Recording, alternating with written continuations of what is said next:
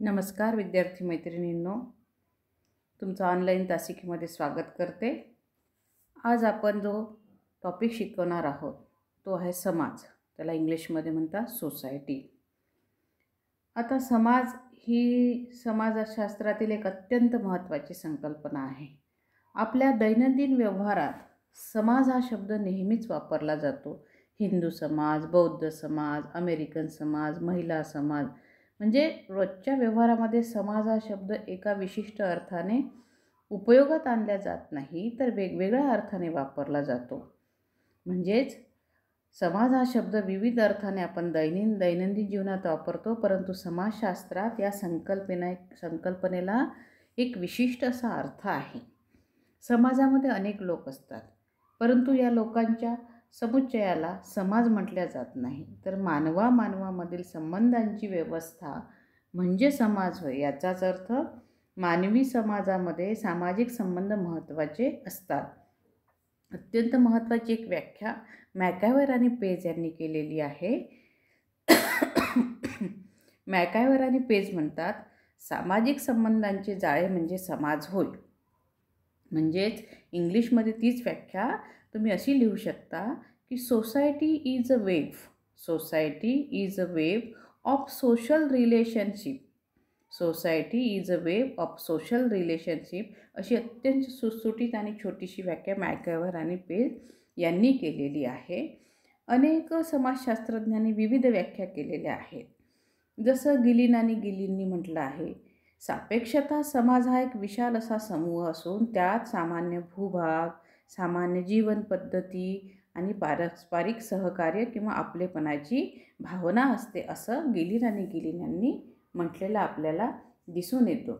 Right यांनी प्रतिपादन केले की समाज म्हणजे व्यक्तींचा निव्वळ समूह नव्हे, तर समूहामध्ये जे सदस्य असतात त्यांच्या संबंधाची एक व्यवस्था असते, त्याला आपण समाज असे म्हणतो। आजच्या तासिकेमध्ये आपण समाज म्हणजे काय, समाजाची संकल्पना समजून घेतलेली आहे। पुढे आपण बघूया समाजाची विविध वैशिष्ट्ये। आत्ताच आपण मॅकॅव्हर आणि पेज यांची व्याख्या पाहिलेली आहे की society is the wave of social relationship, म्हणजे ही व्याख्या अत्यंत महत्त्वाची आहे। आणि यानंतर बघूया समाजाची विविध वैशिष्ट्ये। आता विद्यार्थी मित्रमैत्रिणींनो, समाजाची अनेक वैशिष्ट्ये आहे। त्यापैकी सामान्य भूभाग, प्रजोत्पादन, आत्मनिर्भरता, सर्वसमावेशक संस्कृती, भाषेची निर्मिती, समानता व विविधता आणि 7वं वैशिष्ट्य आहे स्वतंत्रता। आता स्वतंत्रता हे सुद्धा एक महत्त्वाचंच वैशिष्ट्य आहे। तेव्हा आपण या वैशिष्ट्यांचं थोडं विश्लेषण जर बघितलं तर आपण असं लिहू शकतो की सामान्य भूभाग किंवा निश्चित भूप्रदेश। आता समाज हा विशिष्ट निश्चित अशा भूप्रदेशावर वस्ती करून राहणाऱ्या लोकांचा समूह आहे। व्यक्तींमध्ये स्थायी आणि सातत्यपूर्ण सामाजिक संबंध निर्माण होण्यासाठी निश्चित भूप्रदेशावर वास्तव्य राहणे आवश्यक आहे। भटके जीवन जगणारे टोळी समूह देखील एका निश्चित प्रदेशातच भटकत असतात। प्रत्येक व्यक्ती कोणत्या तरी एका ठिकाणी कायमचे वास्तव्य करता सतत भटकू लागली तर समाजच निर्माण होऊ शकत नाही। म्हणून निश्चित भूप्रदेश किंवा सामान्य भूप्रदेश हे मानवी समाजाचे एक अत्यंत महत्त्वाचे असे वैशिष्ट्य आहे।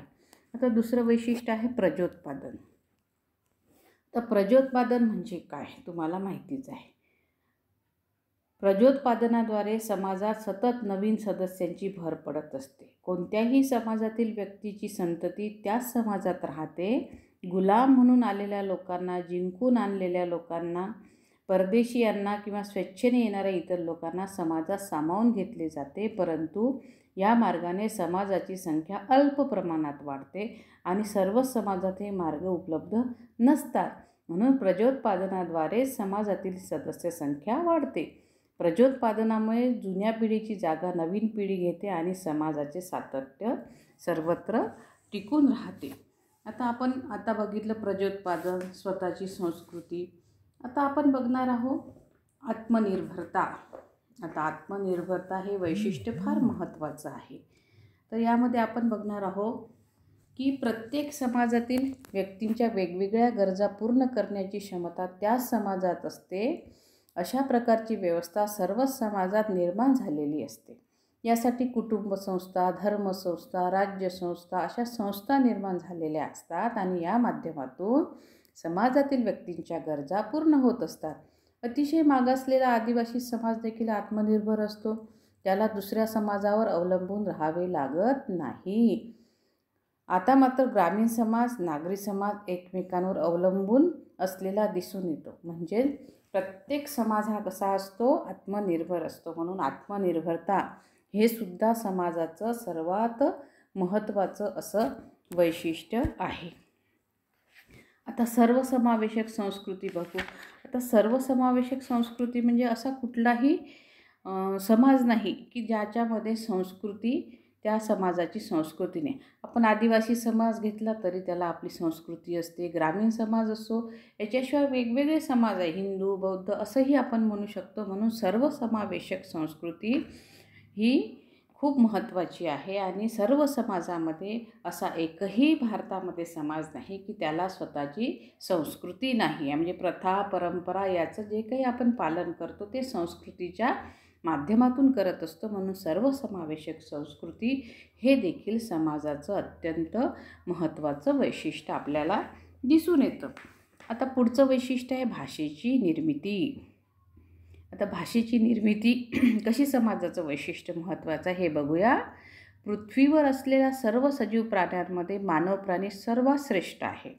कारण काय आहे? मानवाला भाषा आणि संस्कृती आहे आणि मानवाप्रमाणे इतरही सजीव एकत्र राहतात, पण त्यांच्या एकत्रीकरणाला आपण समाज म्हणत नाही. मानवाला भाषा असल्यामुळे समाजातील सदस्य एकमेकांचे विचार, भावना एकमेकांना सांगू शकतात. यामुळे काय होतं की त्यांच्यामधील साम्य लक्षात येते, त्यांच्या सामाजिक संबंध निर्माण होतात. म्हणजेच भाषेच्या माध्यमातून समाजातील सदस्यांमध्ये आपलेपणा निर्माण होतो व समाजाची निर्मिती होते. म्हणून भाषा निर्मिती हे सुद्धा समाजाचे अत्यंत महत्त्वाचे असे वैशिष्ट्य आपल्याला दिसून येते. पुढलं वैशिष्ट्य आहे विद्यार्थी मैत्रिणींनो, समानता आणि विविधता. आता समानता विविधता कशी? समाज निर्माण होण्यासाठी समानता आणि विविधता दोन्ही आवश्यक असतात आणि समानता आणि विविधता असेल तरच समाज निर्माण होऊ शकतो. जोपर्यंत दोन व्यक्तींमध्ये समाज, आचार, विचार, समाज आवडीनिवडी, समाज जीवनपद्धती, समाज ध्येय, समान हेतू हे असल्याशिवाय त्यांच्यामध्ये सामाजिक संबंध निर्माण होऊ शकत नाही. जोपर्यंत त्यांच्या आचाराविचारामध्ये समानता होत नाही तोपर्यंत एकत्र येत नाही आणि एकत्र आले नाही तर सामाजिक संबंध निर्माण होत नाही. म्हणजेच समाज निर्माण होण्यासाठी व्यक्तींमध्ये समानता असल्यामुळेच त्यांच्यामध्ये आम्हीची भावना निर्माण होते. मीची न होता आम्हीची भावना निर्माण होते. म्हणजे समानता निर्माण होण्यासाठी जशी समानता आवश्यक आहे, म्हणजे समाज निर्माण होण्यासाठी जशी समानता आवश्यक आहे तशीच विविधतासुद्धा आवश्यक आहे. कारण विविधतेशिवाय समाज निर्माण होऊ शकत नाही. विभिन्न प्रकारच्या गरजेतून एक किंवा एकपेक्षा जास्त व्यक्ती एकत्र येतात. त्या दोघांनाही एकमेकांच्या गरजा पूर्ण करण्यासाठी एक दुसऱ्याच्या सहकार्याची गरज असते आणि त्यासाठी ते एकमेकांना मदतही करतात. समाजातील व्यक्तींमध्ये बौद्धिक सामर्थ्य, आर्थिक स्थिती, शारीरिक स्थिती अशा अनेक बाबतीत विविधता असणारे लोक असतात. म्हणूनच त्यांच्यामध्ये सामाजिक संबंध निर्माण होऊन समाजाची निर्मिती होत असते. म्हणजे समाज निर्मितीसाठी नुसती समानता असून चालणार नाही, तर त्यासाठी काय आवश्यक आहे? विविधतासुद्धा तितकीच आवश्यक आहे. आता पुढलं वैशिष्ट्य आहे स्वतंत्रता. आता स्वतंत्रता हे देखील महत्त्वाचं वैशिष्ट्य आहे. नुसती राजकीय स्वतंत्रता नाही तर कोणतीही स्वतंत्रता ही समाजाच्या निर्मितीसाठी आवश्यकच असते. राजकीय स्वतंत्रता हे समाजाचे महत्त्वाचे वैशिष्ट्य असले तरीसुद्धा उदाहरणार्थ घ्यायचं झालं तर 1947 पूर्वी भारतावर इंग्रजांचे राज्य होते. परंतु तरी देखील भारतीय समाज व ब्रिटिश समाज हे दोन्ही समाज सामाजिक व सांस्कृतिकदृष्ट्या स्वतंत्रच होते. म्हणजेच स्वतंत्रता हे प्रत्येक समाजाचे लक्षण आहे आणि त्याच्यामध्ये बदल असू शकतो, पण स्वतंत्रता नसलेला समाज असू शकत नाही. हे 7 वैशिष्ट्ये जरी अभ्यासाच्या दृष्टीने महत्त्वपूर्ण असले तरी याशिवाय अनेक वैशिष्ट्ये आपल्याला यामध्ये सांगता येईल. जशी इतर वैशिष्ट्ये म्हणून आपण लिहू शकता की एकतेची भावना. तर एकतेची भावना म्हणजे काय? समाज निर्माण होण्यासाठी समाज सदस्यांमध्ये एकतेची भावना आवश्यक असते. कारण एकतेच्या भावना निर्माण जोपर्यंत होत नाही तोपर्यंत समाज निर्माण होणे शक्य नाही. त्याचप्रमाणे आपण हेही लिहू शकता की सामान्य जीवन पद्धती. कारण प्रत्येक समाजाची जीवन पद्धती वेगवेगळी असते आणि आपण 2 समाजामध्ये भेद करू शकतो. जसं भारतीय समाज, अमेरिकन समाज असे आपण म्हणतो. म्हणजेच या दोन्ही समाजातील व्यक्तिजीवनामध्ये, त्यांच्या पद्धतींमध्ये, त्यांच्या राहणीमानामध्ये सरळ फरक असतो. म्हणून दोन्ही समाजातील व्यक्ती एकमेकांना भेटल्यास हस्तांदोलन करतात, तर भारतीय व्यक्ती एकमेकांना भेटल्यास वाकून नमस्कार करतात. किंवा त्यातील एखादी व्यक्ती दुसऱ्यांपेक्षा वयाने मोठी असेल, वयाने लहान असलेल्या व्यक्ती मोठ्याचे चरण स्पर्श करतो. म्हणजेच ज्या समाजातील असलेल्या मूल्यांवर, विश्वासांवर ही सगळे अवलंबून असते. म्हणून शुभ, अशुभ असे जे आकडे आपण म्हणतो, नंतर स्वस्तिक हे शुभचिन्ह मानतो आपण. सर्वांचा प्रभाव हा त्या आपल्या कुटुंबातील, विवाहात जी संस्था आहे त्याच्यावर पडत असतो. म्हणजे सामान्य जीवनपद्धती ही समाज कुठलाही असला तरी सामान्य जीवनपद्धती ही असतेच असे आपल्याला दिसून येते. अशा प्रकारे विविध प्रकारची वैशिष्ट्ये समाजाची आहेत. त्यामध्ये महत्त्वाची वैशिष्ट्ये मी आपल्यापुढे मांडण्याचा प्रयत्न केलेला आहे. आणि स्वतंत्रता याच्याबद्दल एक सांगायचं राहिलं माझं की हॅरी जॉन्सन यांनी स्वतंत्रता हा शब्द एवढ्या व्यापक अर्थाने वापरलेला आपल्याला दिसतो की त्यांनी स्वतंत्रता हे समाजाचं वैशिष्ट्य किती महत्त्वाचं आहे हे समजून देण्याचा प्रयत्न केलेला आहे. म्हणजेच भारत स्वातंत्र्य होता, परंतु रूढी, प्रथा, परंपरा इत्यादी बाबतीतही भारत स्वतंत्र होता. म्हणून आज भारताची संस्कृती ब्रिटिश होते तेव्हाही आणि ब्रिटिश नव्हते तेव्हाही आपल्या भारतीय समाजाची संस्कृती आजही विद्यार्थी मित्र मैत्रिणींनो टिकलेली आपल्याला दिसते आहे. म्हणून आज समाज स्थिर आणि चौकटीमध्ये राहून संस्कृतीचे जतन करताना आपल्याला दिसते.